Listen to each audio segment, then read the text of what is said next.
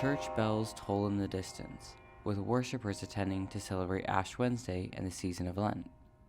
I'm sitting at a cafe across the street, and it looks like death is on the menu.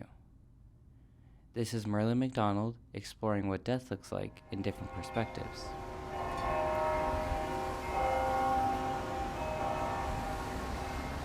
There are people who have never experienced death before, and there are also people who experience it every day. For many, death is removed. It's something taken care of by others. I asked one of these professionals about death and what it means to him.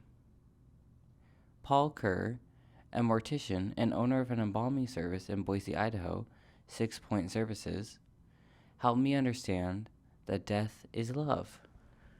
That's really what it's all about. The person we're taking care of is important, but if it wasn't for the families and if there wasn't somebody that loved that person, then we wouldn't be doing any of this. Death is something that every single human can relate to. It's the only thing we all have in common. Paul gives us the room to love and hold each other.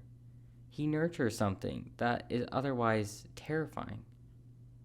Without morticians like Paul or without places like 6 Point, there would be a lot less people willing to stare death in the face and smile.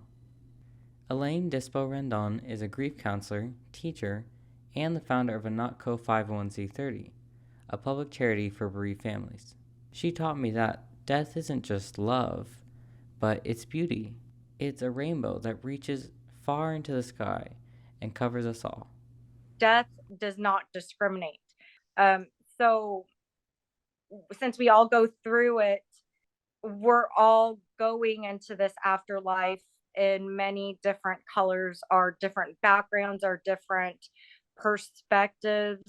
Everything is going to be diverse. It's not just black and white. To believe in an afterlife, that we all come in offering our different colors.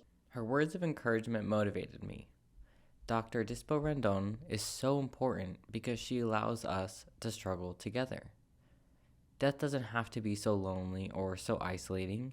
We can find other humans, other animals, and we can care for them, we can love them, and we can share that.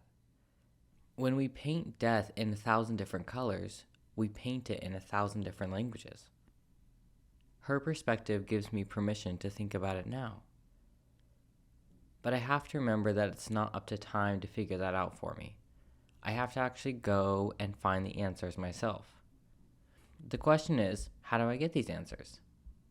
If anyone could help me with that, it would be Miami Knight, a grief counselor and shamanic practitioner. As humans, we are taught that death is a process of eliminating all things that once were, correct?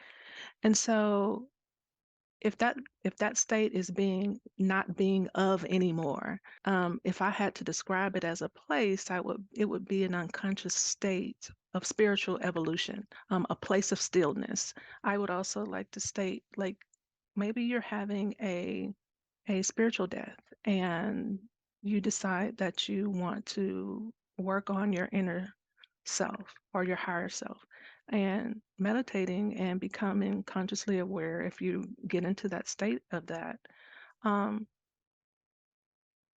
you're in all of the elements of things that are not here on the physical earth plane, if you really decide to consciously work with your higher self. So it's kind of like it's kind of like a death within itself, because you're no longer like the physical being. You're your higher power. So even in that, there's no time or no space, because I know that I can meditate so long that I'm not consciously aware of the time or what's going on around me. So I see death as that. Like, it's just, death is this process, that's all. Miami gives death perspective. She showed me that it doesn't have to be this massive mountain that looms in the distance. It can be the rocks that we see along the way. She reassured me that death doesn't have to be the end-all be-all. I'm terrified to look at death in the eyes.